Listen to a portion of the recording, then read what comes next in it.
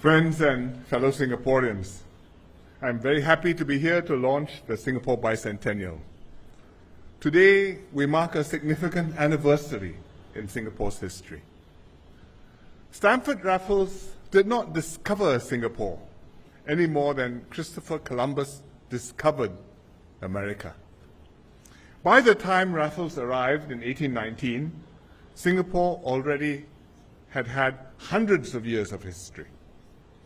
In the 14th century, this area at the mouth of the Singapore River was a thriving seaport called Temasek. Around this period, according to the Sejarah Melayu, Sang Nila Utama founded a kingdom here and named it Singapura.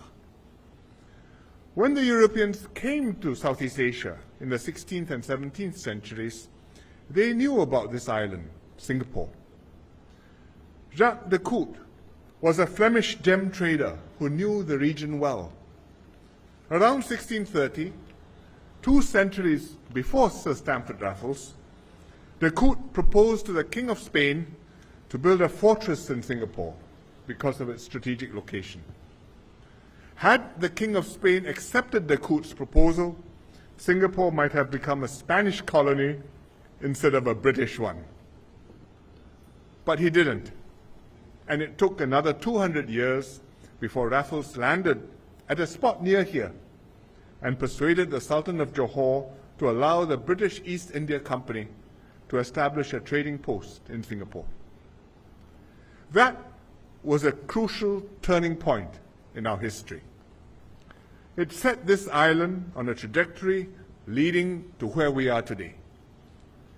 Raffles made Singapore a free port. The new colony prospered and the population grew rapidly. Immigrants came from Southeast Asia, China, India, and beyond. Among the first were Munshi Abdullah, Tan Tock Seng, and Narayana Pillai, who all came to Singapore in 1819. Our streets carry evocative names that tell of our ancestors' diverse origins. Malacca Street, Amoy Street, Kadayanala Street, Bugis Street, Busora Street, plus many others. And thus we became a multicultural and open society. Trade was our lifeblood. It linked us to the archipelago around us and to the world beyond. Rubber, tin, and spices moved from Southeast Asia through our entrepot to world markets, while manufactured goods flowed in the other direction. We developed close economic and family ties with our neighbors in the region, and especially the Malay Peninsula. We identified ourselves as Southeast Asian, and especially Malayan. This history, seeded in 1819, drove us to join Malaysia in 1963. But though we did not realize it then, this history had also made us quite different from our neighbors and friends. Throughout the colonial period, Singapore was never governed as part of Malaya. The island was either a separate crown colony or a part of the Strait settlements, which included Penang and Malacca, but not the other Malay states. Over the next 150 years, our political values, our intercommunal relations, and our worldviews had diverged from the society on the other side of the causeway. So in retrospect, it is not surprising that less than 2 years after merger, we had to part ways in an emotionally wrenching separation. At the same time, this history since 1819 explains why, after separation, Singapore not only survived, but thrived. Our forefathers had not come here with the intention of staying. They had come as sojourners to earn a living and perhaps a fortune to support families back home. But over time, as they slogged for a living to feed themselves and their families, many decided to sink roots here. During the Second World War, they endured the dangers and the privations of the Japanese occupation. After the war, they were swept up in the worldwide wave of nationalism, anti-colonialism, and the struggle for self-determination. When the communists won the civil war in China, Singapore felt the impact. The population had to decide who they were and where they should settle and seek citizenship. A few left, but many stayed. They organized themselves and fought to shake off the British colonial yoke. This emporium became their home and eventually their country. And gradually, they nurtured a national consciousness and a sense of identity. They started thinking of themselves as Singaporeans. So when Singapore separated from Malaysia, the pioneer generation were no strangers to hardship and struggle. We had the grit and the resolve to show the world and ourselves that we were determined to endure and to be masters of our own fate. And so we did. Thus, 1819 marked the beginning of modern, outward-looking, and multicultural Singapore. Without 1819, we may never have launched on the path to nationhood as we know it today. Without 1819, we would not have had 1965, and we would certainly not have celebrated the success of SG50.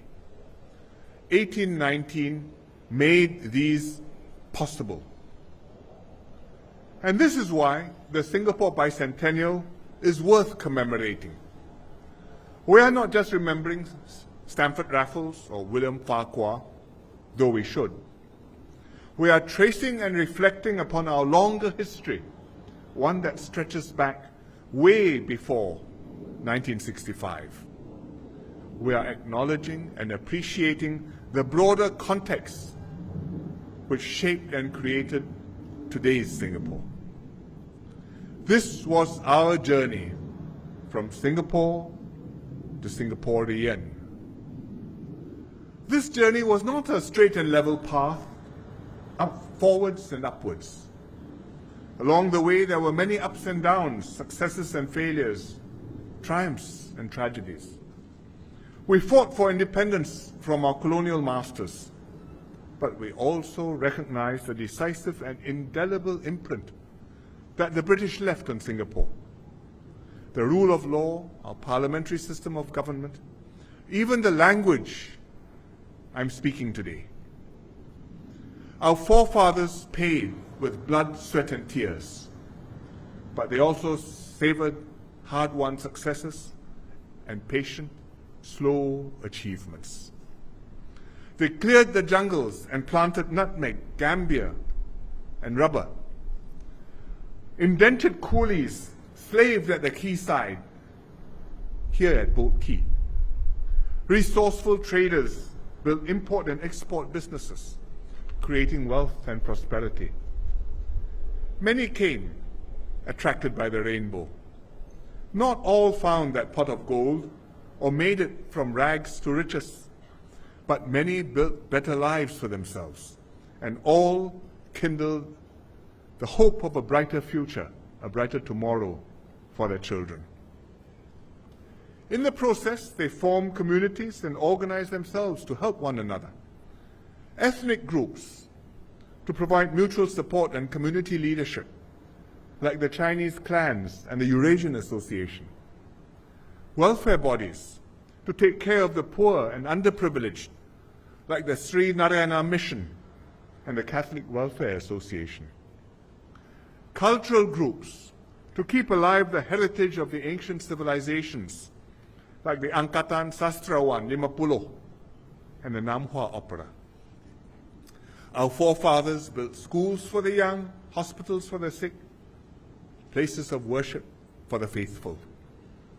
These institutions did good work, grew in prestige and standing, and became rallying points and sources of strength for the community. Over 2 centuries, all these different strands wove together into a rich tapestry, a shared sense of destiny, and eventually a Singapore identity and nation. Sportsmen and women flew the Singapore flag at international meets. Servicemen took up arms to defend their families and homes. And today, we sing Majulah Singapura with one voice and recite the national pledge with conviction and pride. And hence I'm glad that for the bicentennial, over 200 groups and organizations are holding commemorative events. Their stories and journeys are the personal experiences and collective memories that give life and meaning to the Singapore Bicentennial story. I hope these activities will ignite Singaporeans' interest to discover more about ourselves and our past. In this bicentennial year, as we reflect on how this nation came into being, let us also think of how we can move forward together. For we are never done building Singapore. It's every generation's duty to keep on building for our children and for our future, so that in another 50 or 100 years, Singaporeans not yet born will have a richer and a greater Singapore story to tell, and one that we will have helped to write together. Thank you.